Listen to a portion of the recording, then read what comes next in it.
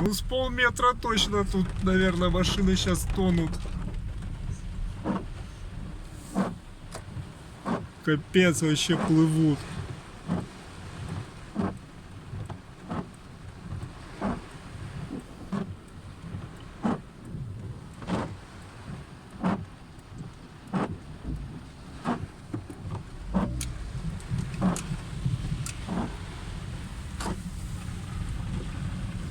Да.